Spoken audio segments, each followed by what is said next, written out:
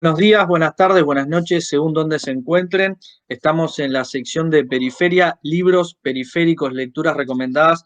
Y hoy iniciamos esta sección, queríamos iniciar esta sección con dos compañeros, dos compañerazos de Latinoamérica, Matías Casiagüe de Argentina y Cato Arconada, que hoy está desde México. Los presentamos a ellos y vamos a hablar sobre el libro Más allá de los monstruos, entre lo viejo que no termina de morir y lo nuevo que no termina de nacer. Catu Arconada tiene estudios en ciencias políticas, económicas y varios posgrados en políticas públicas, geopolítica y defensa latinoamericana y también en comunicación política e institucional.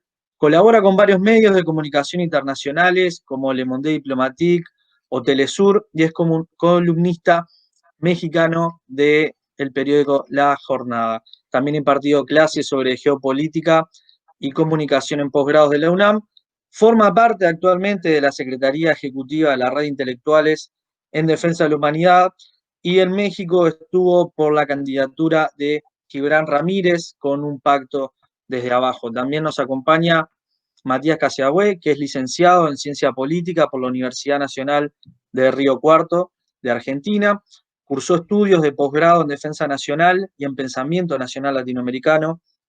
Desde 2017 es redactor, investigador del Centro Latinoamericano de Análisis Estratégico de la Fundación para la Integración Latinoamericana y sus análisis han circulado por numerosos portales de Internet como Nodal, Alay, Rebelión, entre otros, y actualmente se desempeña como secretario general de la Universidad de la Defensa. Así que les agradecemos a los dos. Y bueno, para empezar y romper el hielo, ¿cómo fue crear el monstruo de Más allá de los monstruos?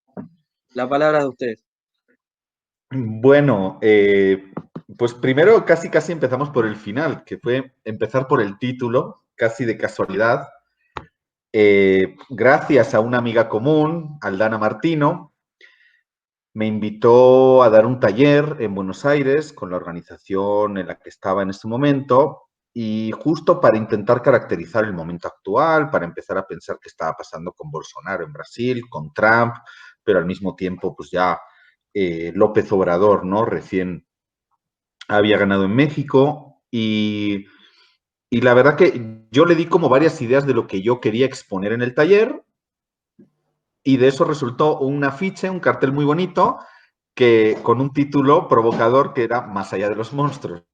Entonces, a partir de ese título provocador y de ese taller, conversando con Kachi, la idea de justamente, pues, recoger, articular, ¿no? Una serie de análisis, de reflexiones de diversos compañeros, compañeras, ¿no? De todo el continente sobre lo que estaba pasando, justamente sobre ese momento actual, esa referencia gramsciana, ¿no? De lo viejo no termina de morir, lo nuevo no termina de nacer, y entonces ahí surgen los monstruos, ¿no? Decía Gramsci, para hablar de los momentos de crisis.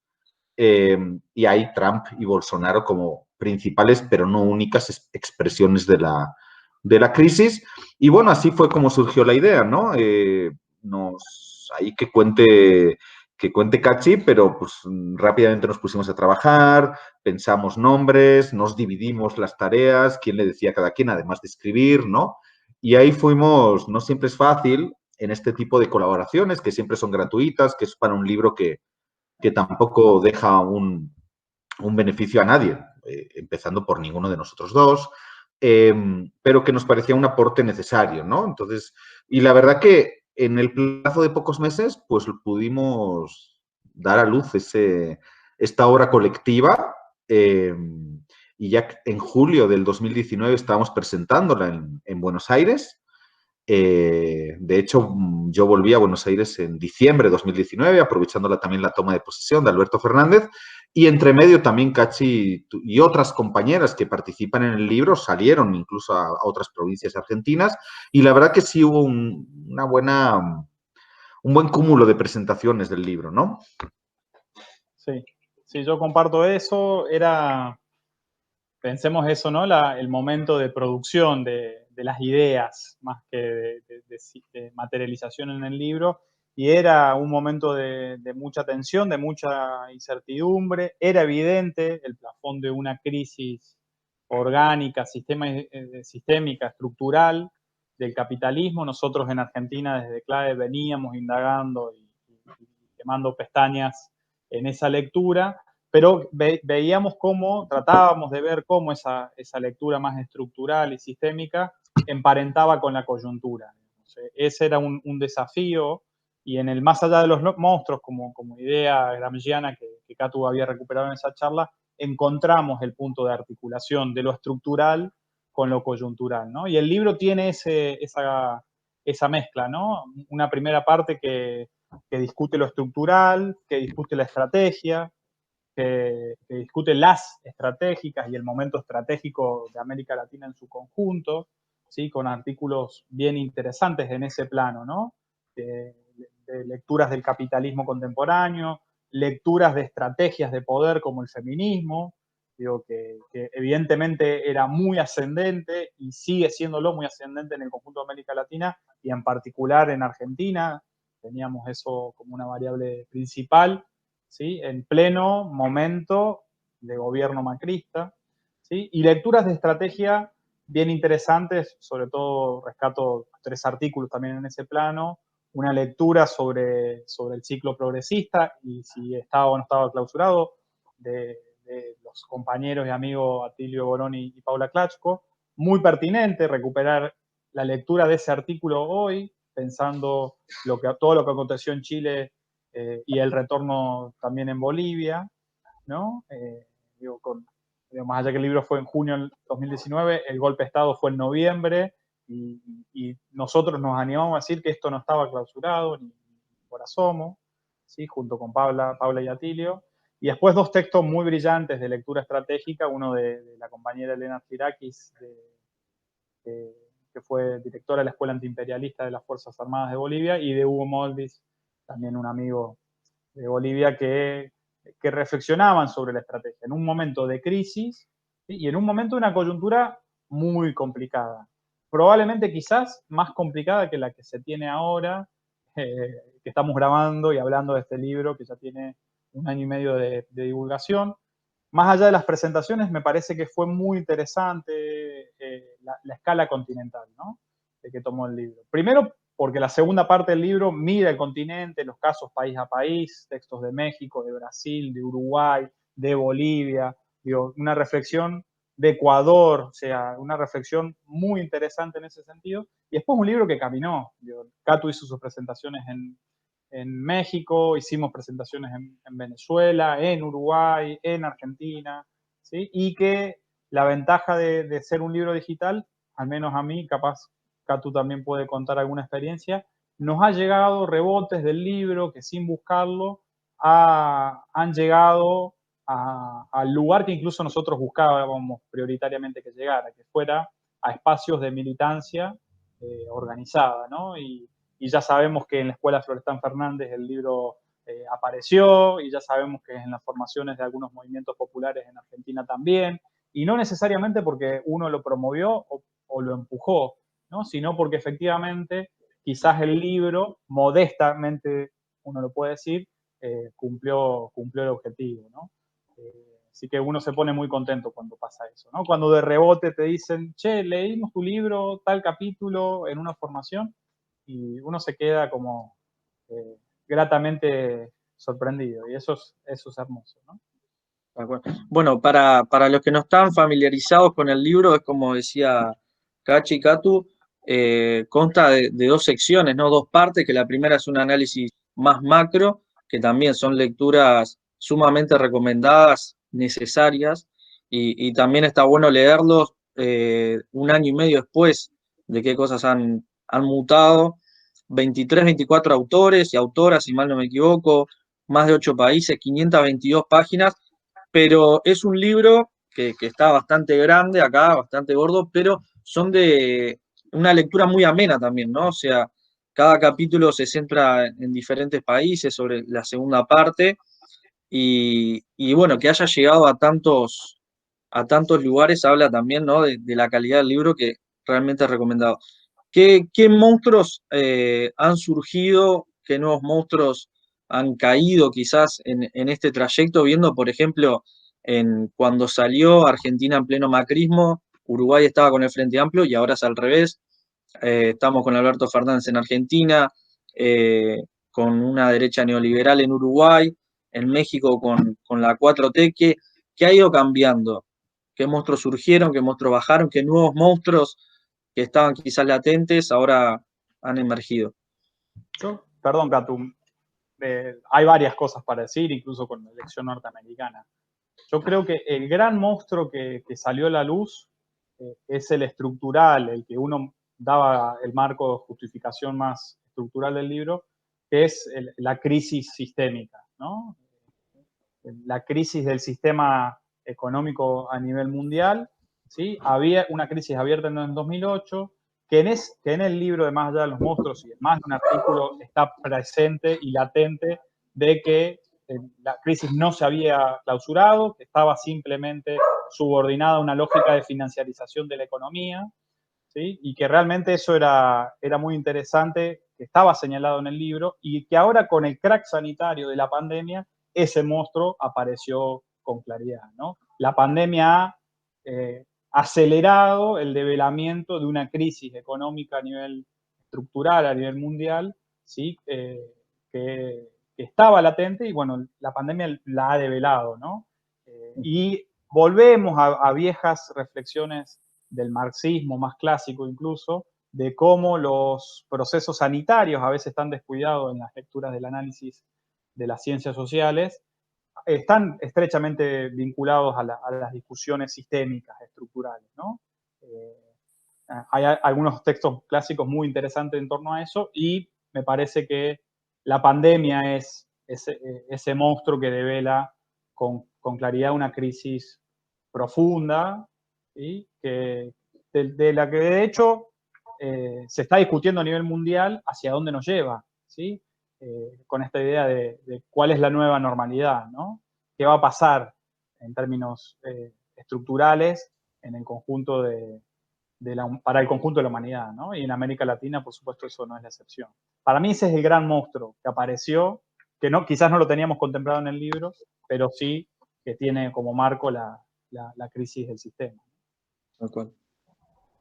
Sí, es complejo, ¿no? Porque es verdad que estructuralmente muchas de las cosas que planteábamos sirven, pero también es verdad que está cambiando muchas cosas y que obviamente, como dice Cachi, ¿no? La pandemia también ha provocado, ¿no? Un agudizamiento de la crisis estructural, que ya venía, pero está cambiando muchas cosas. Incluso va a cambiar, ya está cambiando las formas de hacer política, ¿no? Entonces, como que realmente cuesta, ¿no? Lo decíamos, estábamos hablando antes de comenzar a grabar, cuesta pensar qué es lo que viene, ¿no? Y pensar qué es lo que viene, porque además ya los parámetros están cambiando. Pero bueno, relativamente, porque pues yo que transito entre dos procesos, ¿no? Donde se mueve mi corazoncito, México y Bolivia, pues fíjate, ¿no? En Bolivia no había pandemia todavía, pero vivimos un golpe de Estado como nadie recuerda. O sea, yo de verdad, las cosas que viví en Bolivia son cosas que solamente había leído en los libros cuando uno lee sobre la dictadura argentina, o sea, hace exactamente un año estábamos ayudando a gente a escapar de sus casas y de su país y estábamos en México además recibiendo y asilando gente, no solo a Evo Morales, sino a otros muchos compañeros y compañeras, ¿no? Y acompañarlos y ver la clandestinidad y ver los papeles, cosas que, pues, quizás yo como vasco las había conocido eventualmente, pero fuera parte de eso, solo tenía referencias de los años 70, ¿no? Inicios de los 80. Entonces, pero al mismo tiempo, en mitad de la pandemia, pues se ha sido capaz de derrotar a un golpe de Estado, ¿no? Primero en las calles, ¿no? El pueblo movilizado y luego en las urnas, ¿no? Que es una cosa muy curiosa, en mitad de una pandemia y cuando decían que el MAS el año pasado había hecho fraude para ganar, resulta que este año el MAS saca más porcentaje que el año pasado. O sea, es algo inaudito realmente, o sea, que también da fe de la potencia, ¿no? De lo plebeyo, del pueblo en sí, de lo que la Constitución define como movimiento originario campesino, es algo muy potente, ¿no? O sea, ante un golpe de Estado, ante la represión más dura, ante un montón de compañeros ya fuera del país, la propia dirección del proceso, el propio Evo Morales fuera asilado, y aún así la gente votó aún más mayoritariamente que hace un año, ¿no? Entonces, bueno, y todo esto en mitad de una pandemia. Y aquí en México también, ¿no? Hemos tenido una campaña por la presidencia de Morena, porque justamente estamos viviendo muchos de los problemas hablados en el libro y hablados en muchos espacios, ¿no? Que suceden pues cuando un movimiento llega al poder, pero además pues llega de manera endeble, llega con un partido muy débil, ¿no? Sí, con la fuerza de un gran liderazgo, pero casi sin partido. Y entonces, además, los principales cuadros se van al gobierno y el partido se queda vacío y entonces empieza a haber problemas. Y bueno, hemos participado de la campaña por la presidencia de Morena con Gibran Ramírez. El que ganó finalmente, Mario Delgado, firmó un acuerdo con un pacto desde abajo, el movimiento que hemos venido impulsando. Y bueno, ahí hay unas condiciones muy interesantes para hacer política ahora en México, pero también todo esto ha sido en mitad de una pandemia y recorrimos 28 de los 32 estados del país, ¿no? Que algo que en Argentina creo que hubiera sido impensable, pero recorrimos 28 de los 32 estados y 15.000 kilómetros y estuvimos con la gente pero fue muy bonito y no lo vieron venir muchos porque nosotros utilizamos la pandemia particular primero virtualmente a la gente.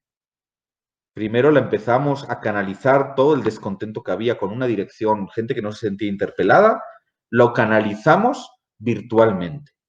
Y después, cuando llegó el Tribunal Electoral y el INE y dijeron hay que hacer una encuesta para elegir al presidente, y Gibran salió a la carretera, nos dimos cuenta que la gente era real, ¿no? Y la fuimos acumulando y demás. Ahora tenemos que ver si somos capaces de articularla aún más políticamente, pero pues ha sido muy interesante y es la vieja forma de hacer política aún en mitad de una pandemia, ¿no? Pero bueno, también ha sucedido que la crisis en Brasil, ¿no? Brasil era uno de los referentes por Bolsonaro, ¿no? Yo creo que una de las principales expresiones monstruosas, ¿no? Era Bolsonaro, de un candidato que no pertenecía a las élites, que no venía avalado por las élites económicas, políticas de su país, un outsider de alguna manera, ¿no? Como lo era Trump, ¿no? Yo siempre recuerdo, y además en México que esos debates están muy presentes, pues que la candidata de Wall Street y del complejo industrial militar, pues no era Trump, era Hillary Clinton, ¿no? Que también eso pues nos debe hacer pensar ahora cuánto realmente va a cambiar con la... Parece que nos tenemos que alegrar de que haya salido Trump, que de todas formas hay que reconocer que en política internacional no generó por lo menos nuevos conflictos armados, aunque sí endureció mucho las posiciones con Venezuela, ¿no? También probablemente con Cuba respecto de Obama. Entonces, ojalá ahí se dé también un descanso, ¿no? Con Biden, pero hay que ver cuánto va a cambiar, por lo menos en esta clave geopolítica, ¿no? Porque me queda claro que el pueblo estadounidense y sobre todo los movimientos sociales y demás prefieren hacer política con Biden que con Trump. Y eso hay que respetarlo, ¿no? Pero hay que ver geopolíticamente cómo van a cambiar las cosas, ¿no? Pero bueno, sí parece, fíjate, ¿no? Trump y Bolsonaro, los dos principales expresiones de los monstruos, sí parece que ya, bueno, Trump medio ya se desinfló, Bolsonaro se está desinflando, Macri, que no tiene nada que ver, ¿no? Pero que de alguna manera era la única expresión de una derecha, no sé si llamarla civilizada, pero bueno, que ganó en las urnas y que, ¿no? Y que traía un proyecto, mismo que fuera el neoliberalismo recargado, pero que venían con un proyecto y perdieron muy rápido en 4 años, ¿no? Bueno, Cachi lo tiene más claro todo, pero perdieron muy rápido. Entonces, en realidad, en el continente sigue sin haber ningún referente claro de una derecha o una expresión monstruosa por fuera de eso, ¿no? Ya, como digo, más allá de Bolsonaro. Y al mismo tiempo el continente empezó a arder también, porque no olvidemos que llegó la pandemia, pero pues desde diciembre también estaba, desde octubre, noviembre, ¿no? Chile, Ecuador, Haití, luego pasó el golpe en Bolivia. Entonces, hay un escenario ahí muy complejo que pareciera que también en algún momento se ha puesto un poco en stand-by por esta pandemia, hasta muchas veces por las dificultades de comunicarnos, mucho más de viajar, pero pues que ahí sigue, ¿no? En un momento complejo, probablemente, como decía Cachi, mejor que, que cuando estábamos hace unos meses, ¿no? De repente ya Trump no está, se derrotó el golpe de Estado en Bolivia, pues en Uruguay no creo que podamos decir que estáis mejor, pero bueno, claramente en Argentina sí, en México claramente hay una apuesta y un proyecto de transformación en defensa de las mayorías sociales. Entonces, digo, no es para estar totalmente optimista, pero sí creo que estamos en un momento mejor, ¿no? Quizás ahora si hacemos otro libro, no lo tengamos que llamar así, o quizás el nombre funcione, pero claramente no es el mismo momento de monstruos en el que estábamos hace 2 años, ¿no? Tal cual. No, es interesante esto que planteas, Catu, y que plantea Cachi también. No sé si llamarlo temporalidades, pero sí hay una especie de intersección de justamente esto, algo de lo viejo y de lo nuevo, ¿no? De esta nueva normalidad que nos impone la pandemia, y como decía Catu, golpes de estado clásicos, ¿no? Eh, y que después la pandemia te obliga a hacer nuevas formas de política, pero también la calle ha demostrado que es ahí donde se disputa mucho, ¿no? Se demostró en Bolivia, se demostró en Chile, eh, Argentina, yo creo, un análisis también que yo hago, y no sé si el Cachi comparte, que las calles también en este momento, por el fuerte momento que están sufriendo de pandemia y de cuarentena, obtura determinados movimientos. ¿Cómo está el tema pandemia y vivir en la Argentina post-Macri?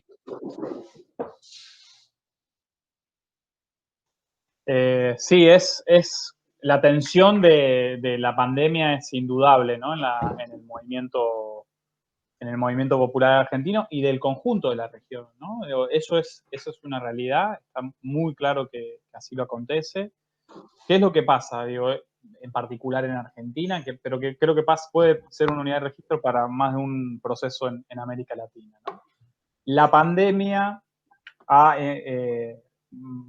puesto en reserva a la fuerza social de oposición política que derrocó al macrismo, ¿sí? Que lo derrotó primero en la calle en diciembre del 2017 y en las urnas en octubre del 2019, que en ese interregno entre diciembre del 17 y la asunción de Alberto el 10 de diciembre del 19, hay una fuerza social y política que se va alineando, que se va alimentando, que se va engrosando, ¿sí? Y que tenía claramente, y que tiene, lo reserva, un programa de transformación, me atrevo a decir, incluso que radical, o al menos progresivo, mucho más progresivo de lo que puede estar haciendo hoy el gobierno, ¿sí? Respetando ese programa social y político, ¿sí? Pero un gobierno condicionado por las grandes variables económicas desastrosas que nos dejó el neoliberalismo, ¿sí? Como grandes trampas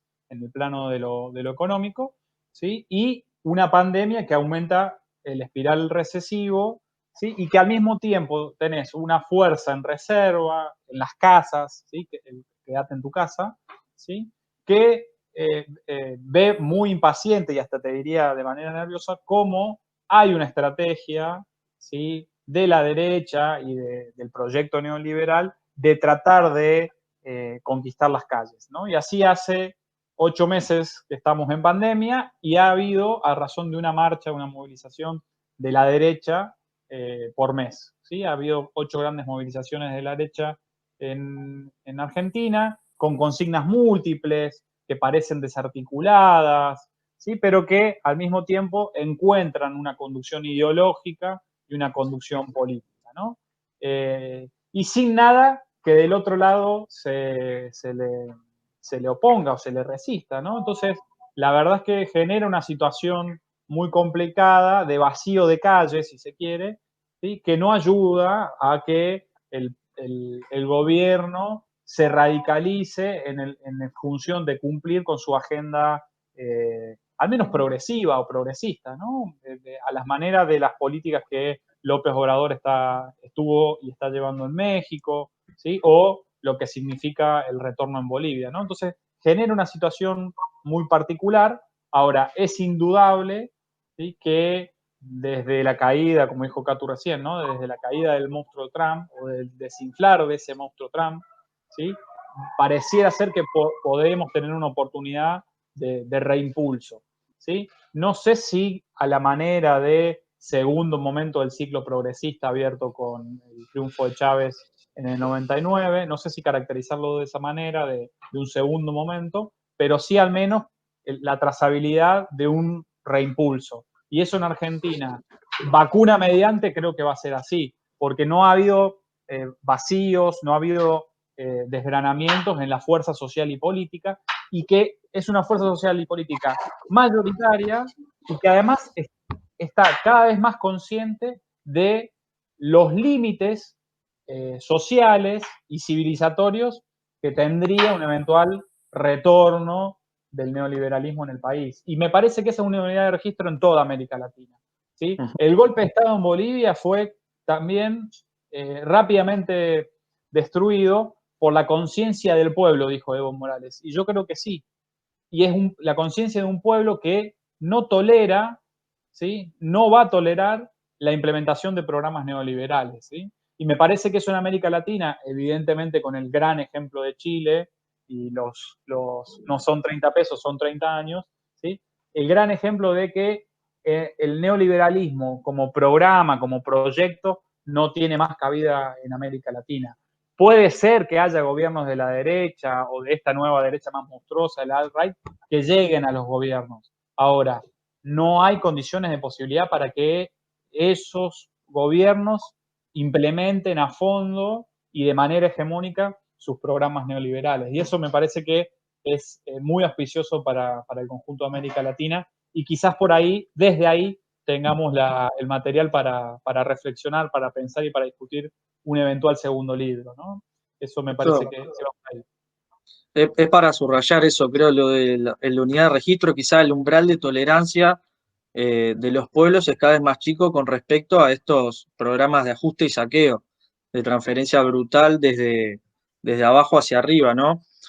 Estaba pensando también cómo el campo nacional popular, las izquierdas, como quieran llamarlo, digamos, su lugar, su esencia está ahí en las calles, y la derecha en Argentina claramente está acostumbrada a trabajarlo en las cámaras empresariales, industriales, en el escritorio, tras bambalinas, y la pandemia, digamos, no ha movido mucho su modus operandi.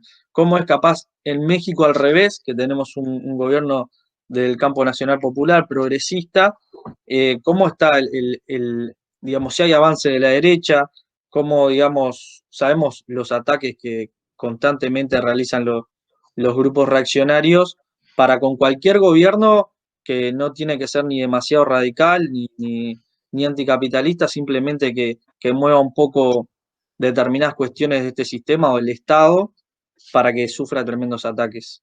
¿Hay algo de eso en México?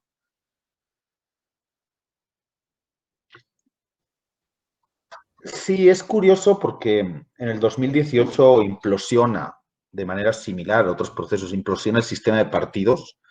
El PRI y el PAN se van a sus cifras de apoyo más bajas y Andrés Manuel López Obrador logra el 50%, más del 50% de apoyo de la gente, ¿no? Con un programa que claramente luego lo define como post-neoliberal, pero que además él lo planteaba sobre todo el significante vacío. En este caso era el tema de la corrupción, ¿no? O sea, Andrés Manuel lo que plantea era el combate a la corrupción. O sea, al final, los problemas de la gente venían dados porque había un sistema político, económico, etcétera, que fomentaba la corrupción, que se estaba robando el dinero de la gente, ¿no? Y eso es algo que se entendió muy fácil y la gente votó claramente contra eso, ¿no? Recientemente he estado en Campeche y en las zonas más pobres del sureste de México, donde Andrés Manuel quiere hacer especial incidencia y está ahora preparando un gran proyecto de desarrollo, que es un tren, el Tren Maya, y lo que te encuentras es obsceno, ¿no? Es un nivel de pobreza, comunidades enteras de migrantes internos, choles, chetzales, sobre todo, que si ya en Chiapas son pobres, imagínate la gente que emigra de Chiapas, ¿no? A otros sitios, no tiene nada. El único futuro de millones de personas es emigrar ilegalmente de espalda mojada a Estados Unidos, etcétera, etcétera, ¿no? Y todo esto en un país del G20, en la 15ª economía mundial. Es que no es un país que sea pobre, precisamente. Es un país muy rico, solo que hay unos niveles de desigualdad atroces. En torno al 60% de la población vive en situación de pobreza o extrema pobreza en México, ¿no? En un país del G20. Entonces, lo que se está produciendo es una reacción contra todo eso, primero en forma de rebelión electoral, ahora en forma de transferencia de recursos, que está siendo masiva. En eso Andrés Manuel sí hay que reconocerle, como dices, o sea, ni siquiera está ni tan a la izquierda, ni es que hayamos hecho ningún tipo de revolución aquí, mucho menos socialista, pero sí hay que reconocerle que él está cumpliendo lo que ya en el lema de su primera campaña electoral presidencial en 2006 llevaba, ¿no? Como lema, primero los pobres, primero las pobres. Entonces, en eso sí se está volcando este gobierno, está transfiriendo recursos de manera masiva y, de hecho, he podido ver como uno de los programas estrellas del gobierno, Sembrando Vida, que básicamente te dan 5.000 pesos, en torno a $250 mensuales por poner tus parcelas, que en muchos casos estaban sin trabajar, y por ponerlas para sembrar árboles frutales y maderables, ¿no? En los que además el gobierno te da la herramienta, te da y luego además te deja venderlo, ¿no? Pero te paga justamente para que puedas ser productivo, para que no tengas que estar preocupado porque te estás muriendo de hambre, entonces puedas empezar a hacer algo productivo. Y en todo el sureste he podido ver de primera mano cómo este programa, por ejemplo, le ha salvado la vida literalmente a miles, millones de familias, ¿no? Entonces, se está produciendo eso y obviamente hay una reacción que no viene de la derecha tradicional articulada políticamente, no viene del PRI y del PAN, que están muy desarticulados todavía, y yo calculo que van a seguir desarticulados en esta elección intermedia que tenemos en 2021. Ya no así, supongo, quiero pensar en la elección presidencial de 2024. Además, no olvidemos que aquí no hay reelección, entonces tendrá que haber un relevo. Ya Andrés Manuel no puede ser candidato, etcétera, etcétera, ¿no? Pero, ¿por dónde se está produciendo la reacción? Se está produciendo en varios frentes, pero digamos, por destacar, para quien no conoce, hay una cosa donde que es lo más parecido al trumpismo y al bolsonarismo, incluso muy cercano al fascismo social, que se llama FRENA, que es Frente Revolucionario Anti-López Obrador, algo así. Ni siquiera recuerdo bien cómo se llaman los fascistas. Ya el nombre lo dice todo, ¿no? Sí, déjame que os lo diga correctamente. Bueno, Frente Nacional Anti-AMLO, que ahora mismo tienen ocupado el centro de la Ciudad de México, el Zócalo, con miles de tiendas de campaña vacías, porque ni siquiera tienen gente para llenarlas, pero que está articulando toda la reacción social más de ultraderecha. Con expresiones ya de un racismo y de una xenofobia descarnadas, que de repente antes se camuflaban en el PAN o incluso en el PRI y que actualmente no tienen empacho en hacerlas de frente. La traslación electoral de todo este fascismo social iba a ser un partido llamado México Libre, donde, básicamente impulsado por Felipe Calderón y por su mujer, Margarita Zavala. Felipe Calderón es el presidente que gobernó México entre 2006 y 2012, el que inició la famosa guerra contra el narco, que no fue una guerra contra el narco, fue una guerra contra el pueblo, y puso a México en las cifras de homicidios que tenemos ahora, ¿no? Y de las que poco a poco se comienza a salir, o por lo menos a parar el crecimiento, porque crecían exponencialmente de año en año. Entonces, Felipe Calderón estaba impulsando a México Libre, pero se le ha negado el registro por parte del Tribunal Electoral, entonces lo más seguro es que no va a poder estar en la elección de 2021. Tengo mis dudas si no hubiera sido, digo, más allá de las cuestiones de que cumpla la ley y los procedimientos, pero si no hubiera sido mejor que la derecha se divida y que de alguna manera el fascismo tenga una representación política, además divida a la derecha, si queremos, más tradicional. Pero bueno, la cosa es que se les negó el registro, entonces México Libre no va a poder ser el mecanismo que articule o recoja ese fascismo social. Y lo otro es algo que se está articulando en estos días y es una plataforma que se llama Sí por México, con algunos operadores de las élites económicas que son además quienes lo están financiando, estos operadores involucrados, y que pretende sumar a toda la oposición anti-AMLO, vamos a decir, a toda la oposición democrática, siendo generosos, ¿no? Pero gobernadores de oposición, partidos de oposición, pero ahí desde el PRI al PAN hasta el cascarón llamado PRD, ¿no? La antigua izquierda, que ya en el 2018 fue en alianza con el PAN, no lo olvidemos, su candidato presidencial era el del PAN, Ricardo Anaya, y digamos que otra serie de Movimiento Ciudadano, que es formalmente es un partido de centro izquierda que gobierna Jalisco, cuya capital es Guadalajara, sectores intelectuales, ¿no? Obviamente toda esa clase media progresista, tremendamente elitista, ¿no? Que está contra lo nacional popular, que representa además y que encarna AMLO.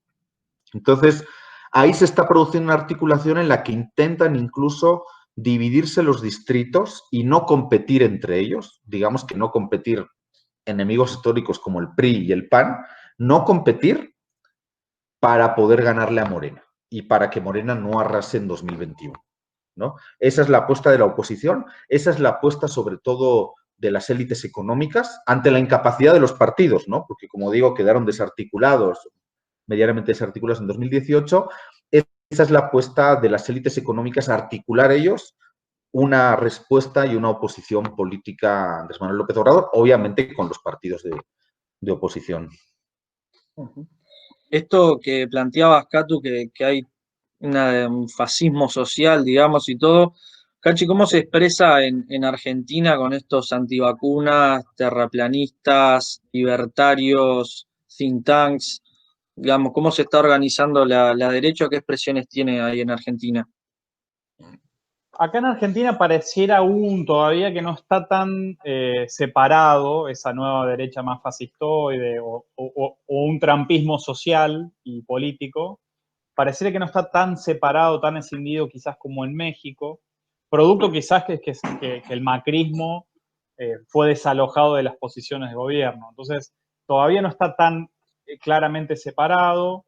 Hay dos cosas para decirlo más tradicionalmente. Una, que Cambiemos, Junto por el Cambio, digamos, la coalición de partidos que sostiene y que sostuvo al macrismo, no se ha desarticulado, no se ha desintegrado, digo, de hecho al contrario, permanecen en unidad y sostienen por la ingeniería institucional de Argentina una fuerte representación parlamentaria que ha molestado en el cumplimiento de las agendas de transformación que el propio gobierno se ha plantado o se ha planteado en representación de esa fuerza social y política, ¿no? de las calles. ¿Sí? O sea que Juntos por el Cambio preserva esa unidad, eso hay que decirlo. Evidentemente, a pesar de esa estrategia de movilización muy desde las redes sociales, muy desde el territorio de la virtualidad, esa estrategia de movilización de una vez al mes les ha rendido cierto fruto, pero no han podido romper ciertos límites de las capas medias, de los sectores medios acomodados, ¿sí? Ahora bien, sí ha emergido, aún todavía no de manera tan diferenciada, esa nueva derecha más trampista, más neofascista, si se quiere, ¿no? Con expresiones muy violentas en una sedición policial en la provincia de Buenos Aires, en contra de Axel Kicillof, que evidentemente expresa el ala más progresiva de la coalición de gobierno. ¿Sí? Axel es un gobernador joven del principal distrito electoral del país, y eso no es menor.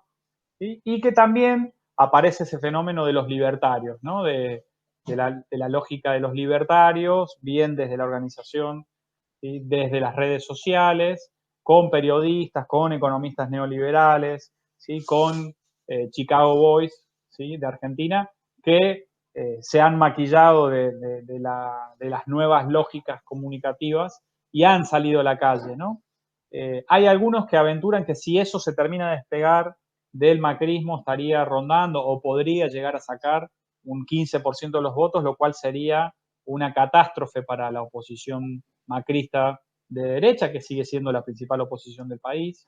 ¿Sí? Y hay un escenario donde Alberto Fernández y la imagen positiva en líneas generales del gobierno, a pesar de la pandemia, a pesar de la recesión y las dificultades en el plano de lo económico, conservan unas imágenes altísimas, incluso unas imágenes no solamente de Alberto, sino del gobierno, que están muy por encima del voto conquistado en 2019.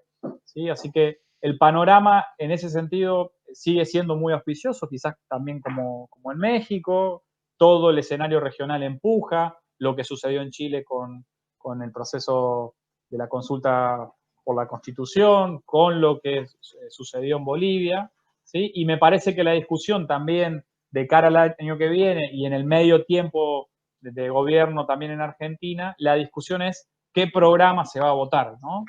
Si va a ser un programa político más parecido a lo que aspiran y predican y necesitan los sectores populares que derrotaron al macrismo en la calle, o un programa más en función de los intereses más regresivos que hay que decirlo también, cohabitan la coalición de gobierno, ¿no? Es un frente de todos y donde realmente todos están adentro, ¿no? Me parece que esa es la discusión que se va a venir de cara al año que viene, pero que creo que a pesar de la pandemia y a pesar de los dramas económicos, el panorama es muy auspicioso a medida que la fuerza social y política vuelva a poder recuperar las calles con la vacuna para nada, resolver el drama de la pandemia, ¿no?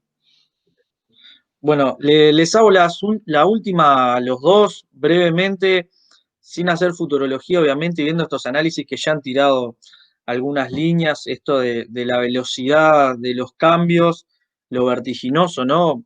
Ya hay elecciones, se nos vienen arriba las de Brasil y va a mostrar un mapa que también va a ser para analizar, pero bueno, ¿qué ven de aquí en adelante con el futuro de Latinoamérica? Si es posible que vuelva a la UNASUR, si se va a ir hacia una mayor integración, digamos, de gobiernos nacionales y populares, o el neoliberalismo va a poder, este ciclo progresista, hay un segundo momento, sigue abierto. Para cerrar brevemente, Catu, Cachi. ¿Quieres Cachi o voy yo? Me animo a un poco reafirmar lo que dije. Yo creo que el panorama es muy auspicioso. Creo que lo que está pasando es que los gobiernos, ¿sí?, tienen como punto de referencia, todos los gobiernos, toda la situación regional en su conjunto, ¿sí? Incluso me animo a nombrar también a Colombia, ¿sí?, donde se sabe hoy que la principal opción electoral hoy estaría siendo Petro, ¿sí? Me parece que en líneas generales toda América Latina empieza a tener como punto histórico de referencia lo que sucedió desde el triunfo de Hugo Chávez en 1999. Vuelve a aparecer eso como punto de referencia en el horizonte. Hay desde 1999 a la fecha más de 20 años de historia, ¿sí? Y donde claramente los pueblos pueden contrastar entre los programas neoliberales y los programas progresistas, nacional popular y de las izquierdas del continente. Y me parece que en ese sentido el panorama es muy auspicioso, ¿sí? Creo que incluso lo que Catu contaba antes de grabar, de lo que ellos impulsaron con un pacto desde abajo, creo que la dinámica de lo virtual es bien utilizada, es un instrumento muy potente de organización de lo social, de lo político, de lo popular, ¿sí?, de la organización desde lo de abajo, que rápidamente se puede materializar en las calles, en lo institucional, y me parece que el panorama es profundamente auspicioso.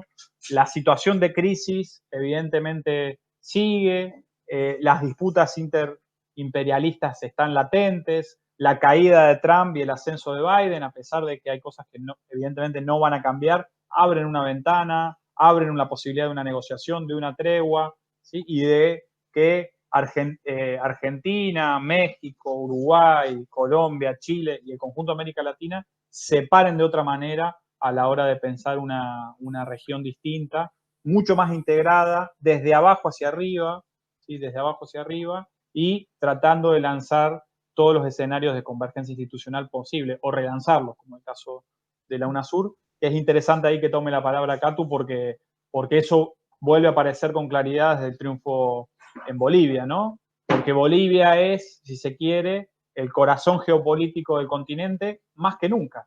Porque Bolivia es el proyecto político que mejor puede articular el triángulo rojo de Venezuela, Cuba y Nicaragua, ¿sí? Con, si se quiere, el vector más progresista de México-Argentina.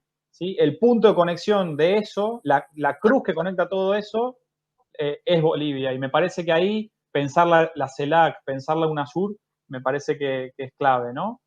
Y además, con un proceso que va a tener potencia porque aprendió que se tiene que articular desde abajo, y la dimensión de lo virtual, claramente, ahora que estamos familiarizados, va a empujar ese proceso. Ya no solo en nuestros países, sino en una escala continental e incluso mundial. Digo, porque hay que hacernos cargo de las luchas de los pueblos de todo el tercer mundo, de los pueblos del África, de Palestina, de los kurdos, de las nacionalidades europeas como el País Vasco o los catalanes. Digo, me parece que todo este momento de crisis, si los pueblos los aprovechan, se abre una oportunidad maravillosa, ¿no? Y soy muy optimista por lo que viene para adelante, mucho más que cuando en junio publicamos el libro.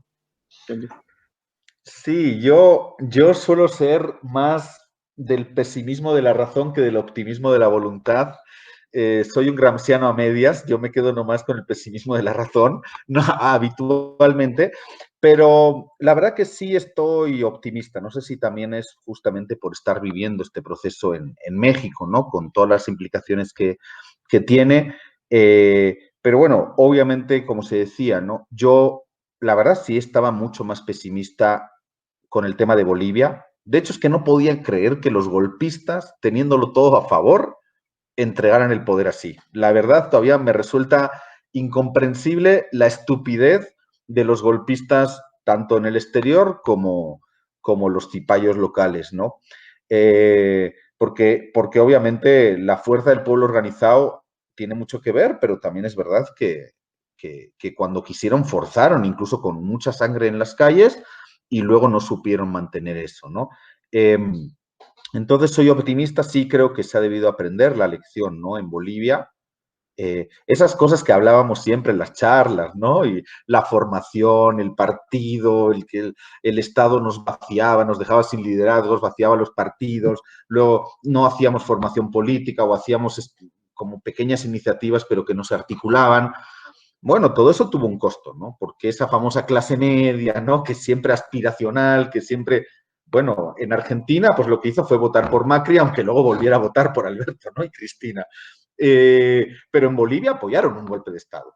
O sea, y en cambio ahora los dejaron caer, tampoco no los sostuvieron a los golpistas, ¿no? Entonces, esa clase media, es bien complicado ese debate, ¿no? De todas formas, yo soy de los que piensa de que, desde luego en Bolivia, con nuestro núcleo duro siempre, ¿no? La clase media sí, muy bien, pero con nuestro núcleo duro siempre, que son justamente los que han estado ahí en las duras y en las maduras. Y como luego no podemos evadirnos de los ciclos electorales, pues la verdad que sí soy optimista también en todo lo que viene. Tenemos ahora en diciembre elecciones legislativas en Venezuela. Y el chavismo, la verdad, que a pesar de todo, a pesar de la dureza del bloqueo, ¿no? Político, económico, sobre todo, provocado por la declaración de Venezuela como peligro para la seguridad nacional de los Estados Unidos, ¿no? Algo ridículo. Por cierto, con una orden ejecutiva de Obama, aunque Trump lo ha profundizado golpeando especialmente a la cuestión económica y especialmente a PDVSA. Pero vienen elecciones legislativas donde el chavismo tiene todo para imponerse sin que haya lo que sucedió hace 5 años, donde sí hubo un voto castigo, sobre todo una abstención de castigo, y por eso también pudieron la oposición tener una mayoría en la Asamblea Legislativa.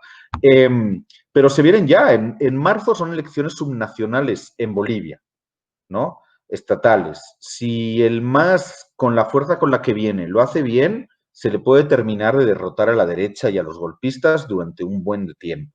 Entonces es muy importante, incluso con la posibilidad hasta de ganar Santa Cruz, ¿no? Su bastión.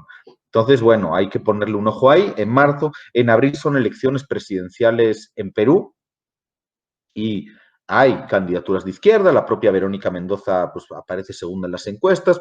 Pues siempre es difícil, pero parece que hay un crecimiento de la izquierda, ¿no? Ante una situación de crisis permanente como es la que vive Perú. Se vienen las elecciones en Ecuador, ¿no? Donde el traidor de Lenín Moreno además lo ha hecho tan mal y a pesar de proscribir el correísmo por todos los medios posibles, pues ahí está, ¿no? Arauz, que ahora estaba en Bolivia con Evo justamente, con muchas posibilidades, ¿no? De que el correísmo vuelva a ganar las elecciones aún sin Correa, ¿no? En el país.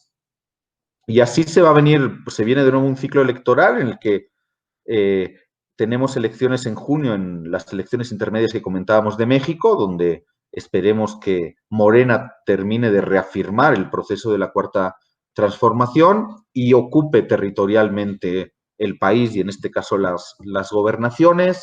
Ya casi luego vendrán las elecciones en Brasil. En fin, volvemos a entrar, estamos permanentemente en un ciclo electoral, pero en el que creo que puede haber buenas noticias, buenos resultados para la izquierda, para los proyectos transformadores, que aún con toda la dificultad de la crisis económica, ¿no? Provocada en última instancia por el capitalismo, pero en concreto además por la pandemia, si hay alguien que tiene un proyecto de respuesta a eso, o por lo menos la capacidad, ¿no? Justamente de reaccionar y responder a eso desde las mayorías sociales, pues son los proyectos de izquierda, ¿no? Y transformadores de cada país.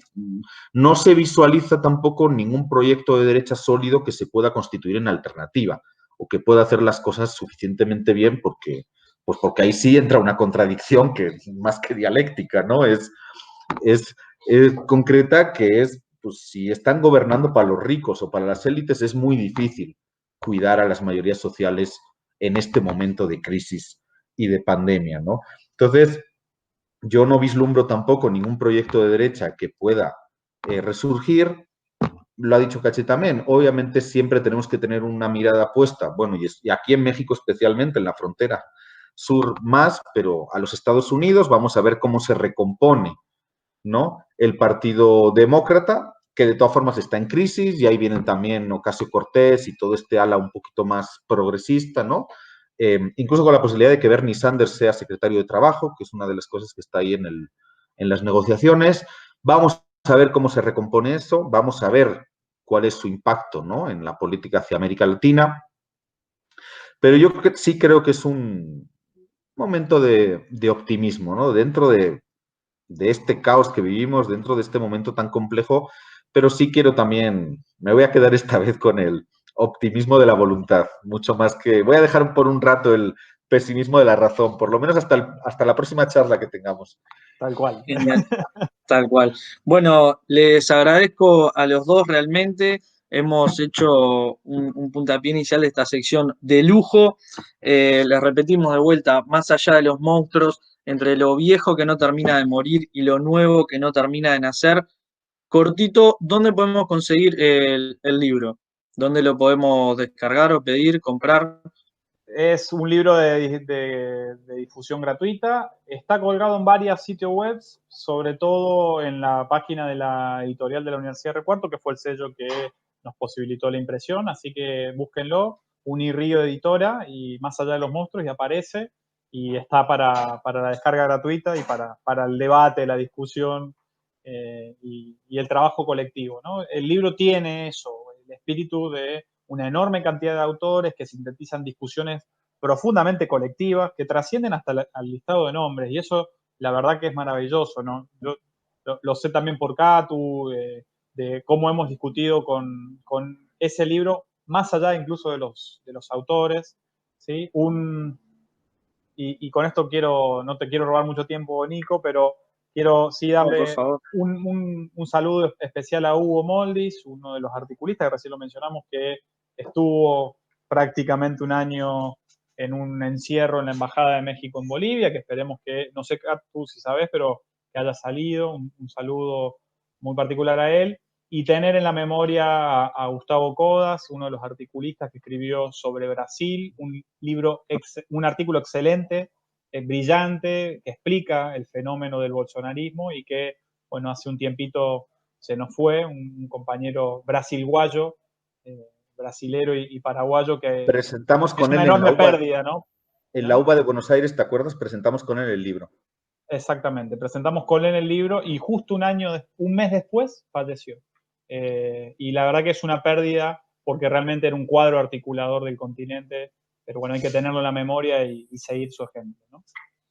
Y a Un Hugo, que saludo más le para él. vale que ya que ha tenido un año de vacaciones, haya escrito algún buen libro, porque ha tenido mucho tiempo para estar, entonces, pero sí, afortunadamente ya están fuera todos los compañeros que permanecían asilados en la Embajada de México en Bolivia. También hay que agradecer realmente eso, ¿no? A mí me emociona mucho porque yo digo, mira, yo ya, Andrés Manuel López Obrador y este gobierno mexicano tienen ganado mi corazón y se pueden equivocar ya todas las veces que quieran con lo que hicieron ante el golpe de Estado en Bolivia, ¿no? Incluso, recordemos, mandando un avión de la Fuerza Aérea Mexicana a recoger a Evo Morales y Álvaro García Linera y además luego alojando, asilando a otros compañeros y otro montón de cosas que no se saben y que algún día quizás haya que contar, quizás haya que escribirlas.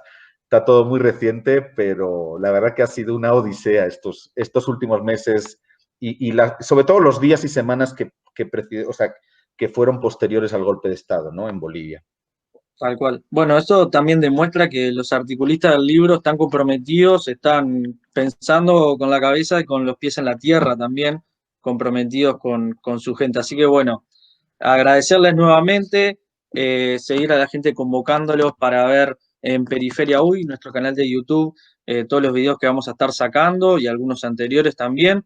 Así que bueno, será para el próximo Más allá de los monstruos, otro nombre que tenga, u otras publicaciones que vayan sacando. Gracias a los dos. Abrazo a los dos también y gracias, Nico, y a Periferia. Vamos.